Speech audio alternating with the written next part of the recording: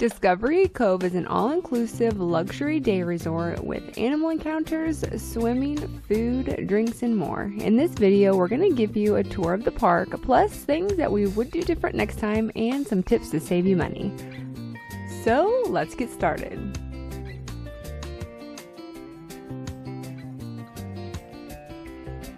Discovery Cove is located in Orlando, Florida. Its sister parks are SeaWorld, Aquatica, and Busch Gardens. So money-saving tip number one would be to buy their package deals if you plan on going to more than one park.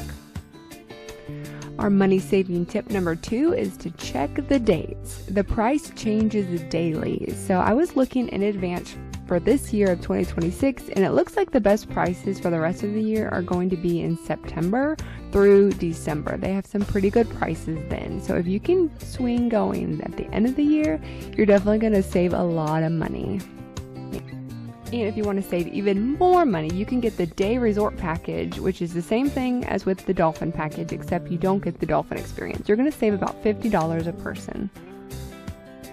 And a quick note, when you go to pay for your reservation, there is a $9.99 service fee. There's also a resort fee of $32.99 per person. So we had 4 people, so that was an extra $131.96 added on, and there's taxes included. So for our family of 4, we paid our entrance fee plus an additional $209 in fees and taxes. So just FYI. Alright, now that I'm done blabbing about money for a while, this park opens from 7 a.m. to 5 p.m. daily. Now they request for you to get there in between 7 and 8:30, and we got there about 8 o'clock, and it was a very relaxed check-in. The parking is included, so there's no extra fee there. And I do love that this park only allows 1,300 guests maximum per day, which helps ensure that there's no lines and you get that relaxed resort feel, in which I really liked. Yeah.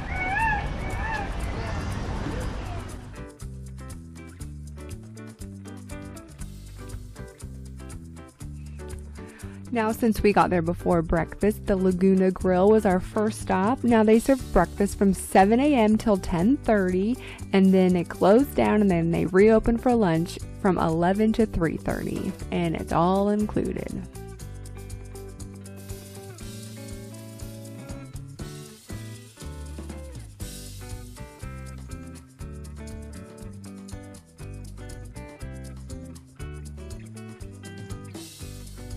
And there's plenty of places to eat outside, where the animal encounters start early. There's lots of ibises and squirrels ready to eat your food if you let them. As a quick note, if you're swimming with the dolphins, you'll receive one of these cards and lanyards upon arrival, which tells you where to meet and your time for meeting. Now, you don't have to wear these all day, so we just stored these in the free lockers that they give you, and we knew what time we had to be there for the dolphins. There are 3 of these wetsuit areas in the park for you to pick up your wetsuits and snorkeling gear. Now, the full body wetsuits are only required if you're doing the Sea Venture or the Shark programs, which we didn't do either one of those. There are wetsuit vests that are only required if you're feeding the rays, if you're doing the flamingo mingle, or the dolphin swim. And we did the dolphin swim, so we went ahead and grabbed ours and wore ours all day, but you don't have to wear them all day, only if you're doing those 3 things. Our first stop of the day was the Serenity Bay that flows right into the Wind Away River, which is the relaxing, lazy river. Now, over on the other side of the Serenity Bay, there is a refreshment stand where you could get chocolate chip cookies, pretzels, chips, any kind of beverage you like. It's all free, all included, except for the extra paid up drinks. If you get the drink package, you can. But I know select beer and wine is included in your drinks. But it's just a nice place to stop at and get a snack and relax.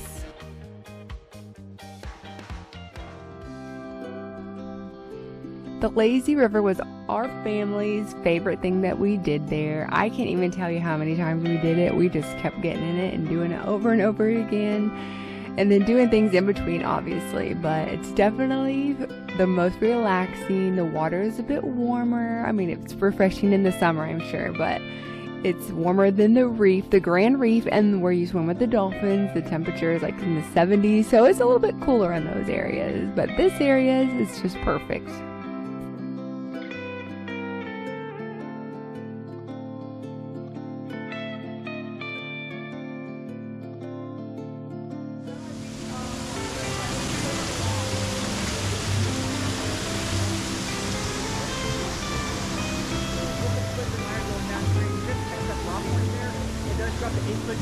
That's the first 6 drop-offs you have in the rest of this ready to go. Okay, perfect. Thank you. Have a great time. Yeah, thank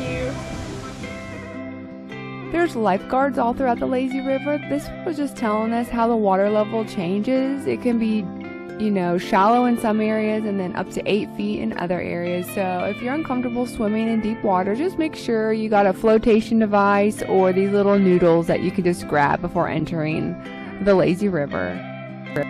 Which brings us to a tip that I would change if I ever went again, which we didn't have the first time. I would wear water shoes.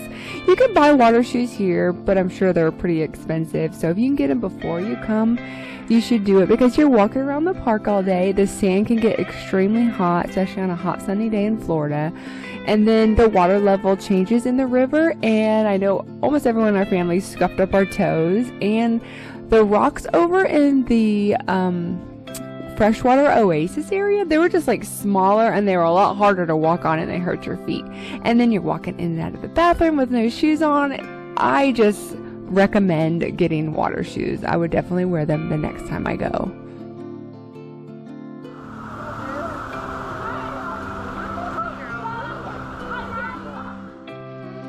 We like this lazy river because it looks like you're in the jungle. It's not just concrete on each side and flowing you along. So you get to see flowers and animals, and you get to see these man-made waterfalls that flow into it. And then there's one section where you have to go under a waterfall, and that's what keeps the birds in, because it kind of takes you through the bird aviary and then back out another waterfall, and that the waterfall is what keeps the birds from flying out. There's a bird up there. Oh yeah, I see. You what? Your nemask flew out? Oh yeah, it's shallow again. Yeah, it's been shallow. Ow, I stubbed my toe. Put it down too hard.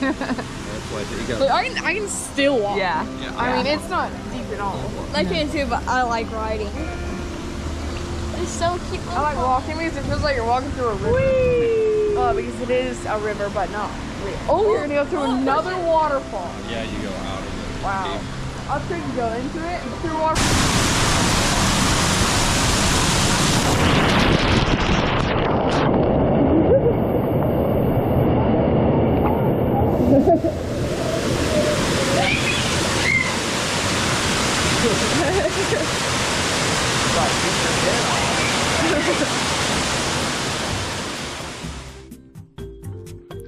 You can also go in and out of the aviary via the river, and that is one other tip I would recommend, is going earlier. We went about mid-morning. It was probably 10:30ish, and there were birds out, but I remember the time before we went first thing in the morning, and we saw a lot more birds. So another tip is to go to the aviary probably first thing when you get there, or right after breakfast.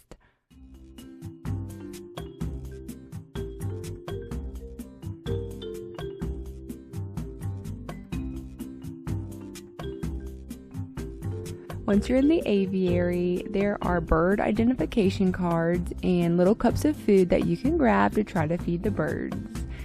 And we did see birds, but they were a bit scarce, and I think they were already full because then not a lot of them wanted to eat our food.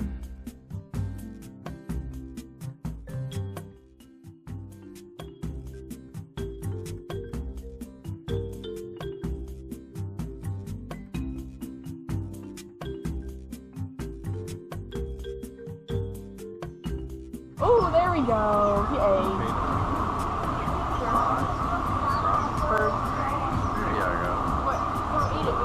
Yeah, there we go. He just swallowed that one.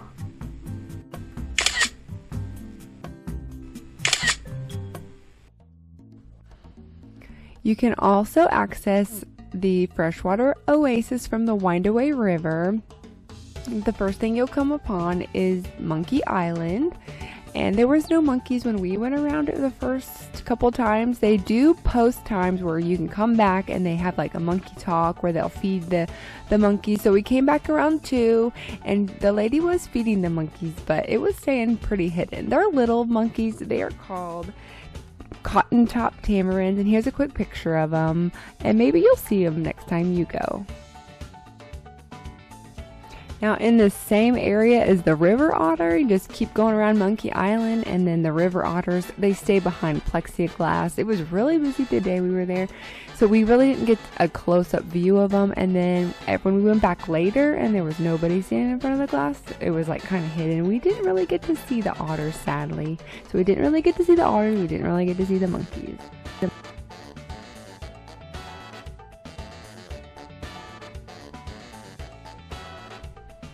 Lunchtime back at Laguna Grill. It's the same as breakfast. It's buffet style. There's plenty of options for any appetite, and it was all really good, even all the desserts.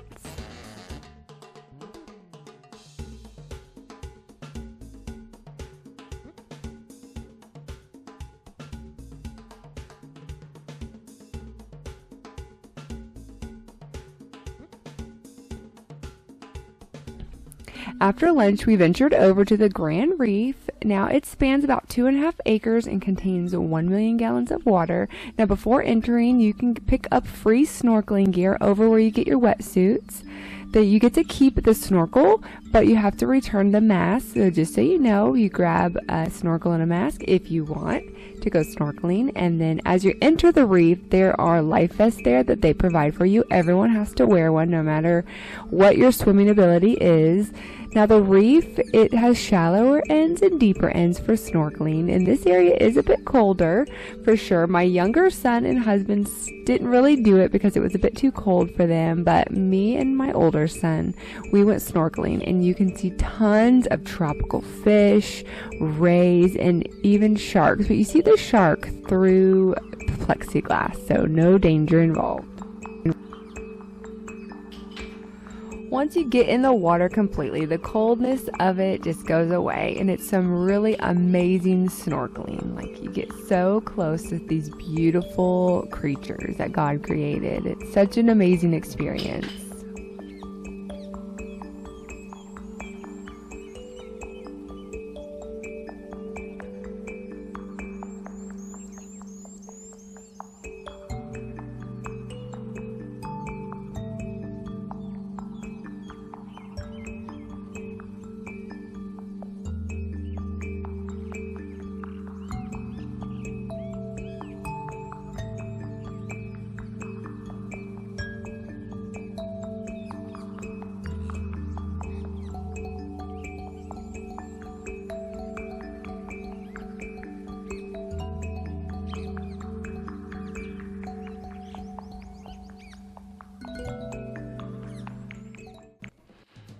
Now for the main event, the dolphin encounter. That's the main reason why we go. Sadly, it's just a short part of your day, maybe an hour at the most. By the time you meet in your cabana, listen to the ranger talk about what the steps are, you watch a short safety video, and then you go out there for about 30 minutes with the dolphin. So as you can see by the map, the Dolphin Lagoon is in the center of the park. Now it's split off into 3 sections. There's a sand dollar, a seahorse, and a starfish section. Now when you check in, you're told what cabana to go to. We were in the sand dollar cabana, so we were in the lagoon all the way to the left, and the cabana is behind it over the sand area. So that's where you meet, you watch your video. You're not allowed to bring any phones, no GoPros, no cameras, no jewelry. You can only wear your wedding bands and a watch. So if you have jewelry, you have to take it all off before you can go swim with the dolphins. Now this is another money saving tip I would recommend, is if there's 2 parents, maybe one parent not buying the dolphin encounter and standing on the beach, because you can stand on the beach behind your family and you can videotape and take pictures of the whole experience.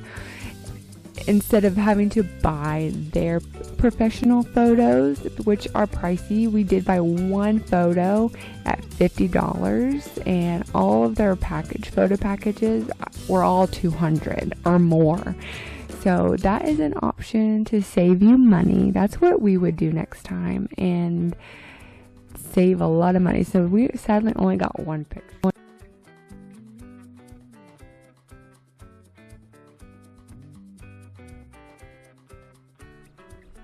And when you're ready to leave, they offer warm showers with shampoo, conditioner, body wash. They give you bags to put your wet clothes in. And of course, they have a gift shop. So don't forget to hit the gift shop, get your souvenir on the way out. And the photo adventure area if you want your dolphin photos. So hopefully this video gave you an insight of pricing and gave you some tips and tricks to save money here. And if you like this video, make sure you hit the like button and subscribe. And until next time, adventures are out there. Are you? Thank you and have a blessed day. Bye. Adventures are out there. Come join us on this ride. From the Grand Canyon's majesty to the mountains high. With every mile we travel, in the beauty we will find. God's creations all around, so wondrous and so kind.